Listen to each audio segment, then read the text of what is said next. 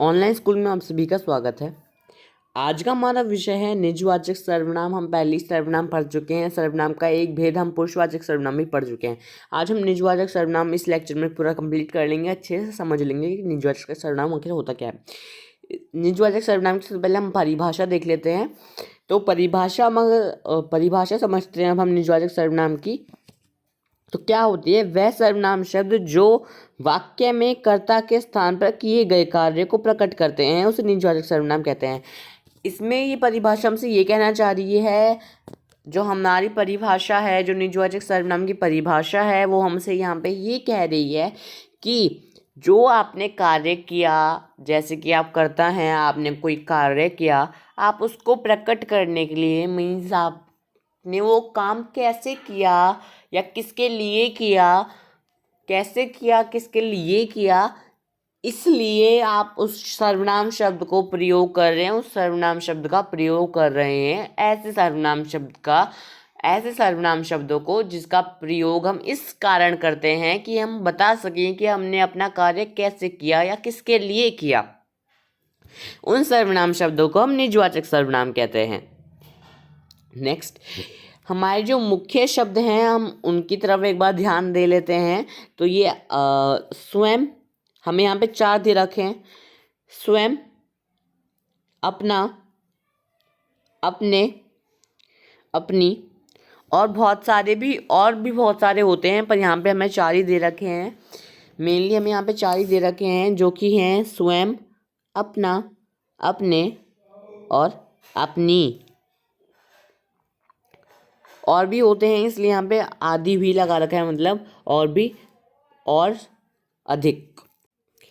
यहाँ पे हम निजवाचक सर्वनाम के कुछ उदाहरण देख लेते हैं, इससे हमें और अच्छे से समझ आ जाएगा कि हमारी परिभाषा ने हमसे क्या कहा। तो फर्स्ट उदाहरण है हमारा, मैं अपने काम से खुश हूँ।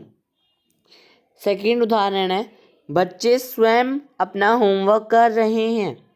थर्ड, उसने अपनी किताब मेज पर रखी। फोर्थ, उन्होंने अपने लिए नई गाड़ी खरीदी।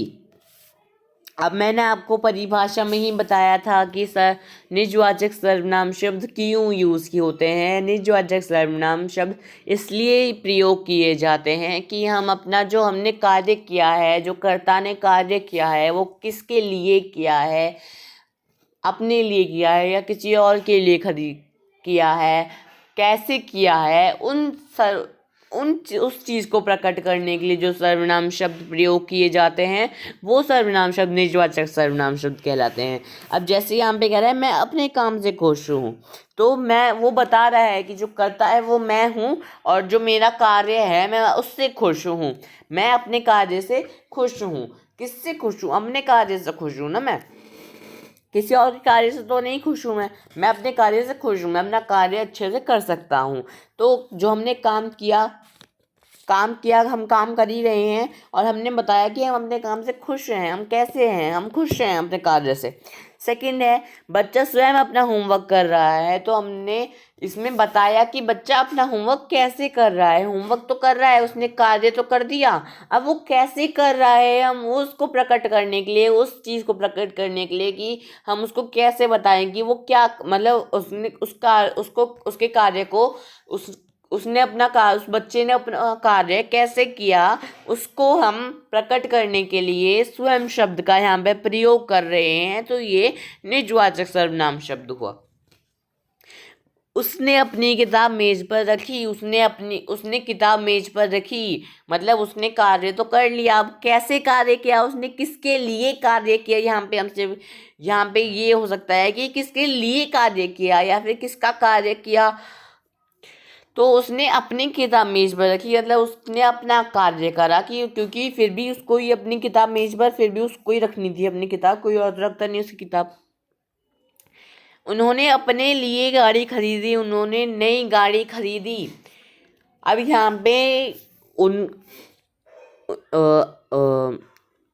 अपने लिए इसलिए लगाया है क्योंकि बता रहे हैं कि उन्होंने नई गाड़ी तो खरीदी, उन्होंने काम तो कर दिया। उनका काम था गाड़ी खरीदना, नई गाड़ी खरीदना। उन्होंने नई गाड़ी खरीदी, किसके लिए खरीदी? किसी और के लिए तो नहीं खरीदी ना, अपने लिए खरीदी है। तो इन्होंने बताया है कि किसके लिए, कैसे, को उदाहरण में भी हमने देख लिया है, तो ये अब हम देख लेते हैं। लास्ट में एक पॉइंट है, जिन वाक्य में अपना, अपने, स्वयं, अपनी शब्दकर्ता की ओर ही संकेत कर रहे हैं, इसलिए ये निजवाचक सर्वनाम कहलाते हैं। धन्यवाद। यहीं पे हमारा आज का लेक्चर ख़त्म होता है। अगर आपको इसमें कोई डाउट है तो feel free to ask in comment section. आप कमेंट सेक्शन में हमसे कोई भी डाउट पूछ सकते हैं, इसके रिलेटेड डाउट आप पूछ लेना, और अगर आप हम क्लियर कर देंगे। अगर आपको तब भी क्लियर नहीं होगा तो हम डाउट सेक्शन ही रख लेंगे। उसके बाद अगर आपको किसी और टॉपिक में भी डाउट है जो हमने वीडियो नहीं बनाई है, तो हम उसके ऊपर वीडियो बना के दे सकते हैं आपको। बस आप कमेंट सेक्शन में बता दीजिएगा। Okay, thank you so much. यहीं पे हमारा लेक्चर ख़त्म होता है। धन्यवाद। खुश रहिए, मुस्कुराते रहिए और बने रहिए।